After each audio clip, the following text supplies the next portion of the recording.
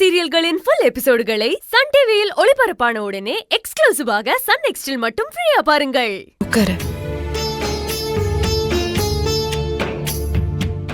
இப்ப எப்படி இருக்கு கையல்? பரவாயில்லையா? ஓரளவுக்கு பரவாயில்ல. அன்னைக்கு யாரால இந்த ஆக்சிடென்ட் ஆச்சு, வீட்டாளுங்க பணத்துக்கு என்ன பண்ணுவாங்கன்னு இதை எதை பத்தி யோசிக்காத, நிம்மதியா ரெஸ்ட் எடு. ஆனந்த், எழில் உன்கிட்ட ஏதாச்சும் பேசினானா? இல்ல கையல், அன்னைக்கு ஹாஸ்பிட்டல்ல பார்த்ததோட சரி.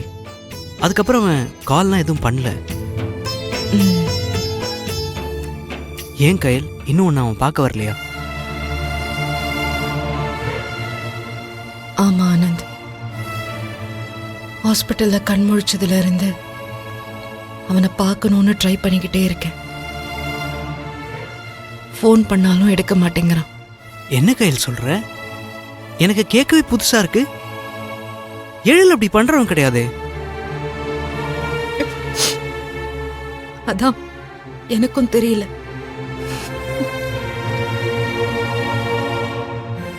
என்கிட்ட பேசக்கூடாதுன்னு ஆண்டி ஏதாவது எமோஷனல் பிளாக்மெயில் பண்ணிருப்பாங்கன்னு நினைக்கிறேன்.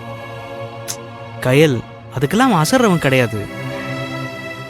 பெத்தவளை விட கயல் தான் முக்கியம்னு அவங்க அம்மா அன்னைக்கு ஹாஸ்பிட்டல்ல அவ்வளோ ஆர்ப்பாட்டம் பண்ணியும் ஆப்ரேஷன் முடிகிற வரைக்கும் அவன் அந்த வார்டை விட்டே நகரல.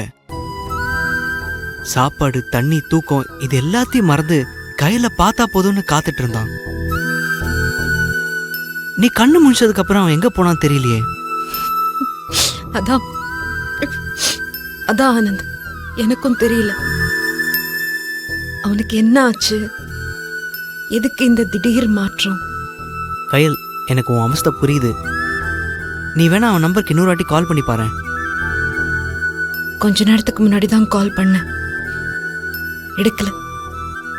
அப்புறம் அங்கிள் கிட்ட பேசின. அவன் ஏதோ பிசினஸ் விஷயமா பெங்களூர் வரைக்கும் போயிருக்கிறதா சொன்னாரு.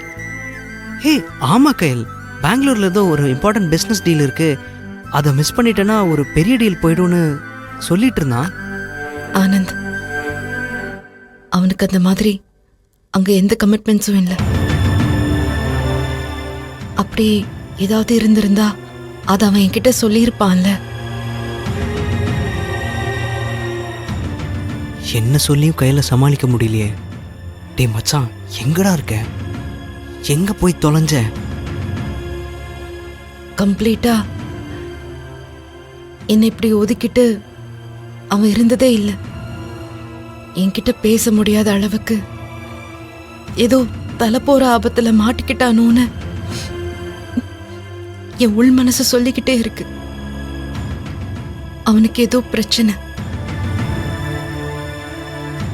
அதனாலதான் அவன் என்ன பார்க்க வரல. கயல், இந்த மாதிரி நெகட்டிவா யோசிச்சு உன் உடம்ப கெடுத்துக்காத. நீ பயப்படுற மாதிரி எழிலுக்கு எதுவும் ஆயிருக்காது. உனக்கு நல்லபடியா ஆப்ரேஷன் முடிஞ்சிருச்சுல்ல, அதான் மச்சான் முழு மூச்சா அவனோட வேலையில கவனம் செலுத்த ஆரம்பிச்சிட்டான். அவ்வளவுதான். பெங்களூர் மீட்டிங் முடிச்ச உடனே உனக்கு கண்டிப்பா கால் பண்ணுவான். நீ கொஞ்சம் ரிலாக்ஸ்டா இரு, சரியா? இந்த பார் கயல், அவனால தினமும் கண்ணாடி பார்க்காம கூட இருந்துட முடியும். ஆனா உன்கிட்ட பேசாம உன்னை பார்க்காம ரொம்ப நாளைக்கு அவனால் தாக்கு பிடிக்க முடியாது. நீ வேணா பாரு, மீட்டிங் முடிஞ்ச கையோட கையில துள்ளி குதிச்சு ஓடி வந்து உன்கிட்ட வந்து பேசுவான். ஒருவேளை எனக்கு அவன் கால் பண்ணானா நான் உனக்கு ட்ரை பண்ண சொல்றேன். இங்க பாரு, நான் மறுபடியும் சொல்றேன், எதை பத்தியும் யோசிக்காம ரெஸ்ட் எடு. நான் வரேன், நீ இரு, போயிட்டு வரேன்.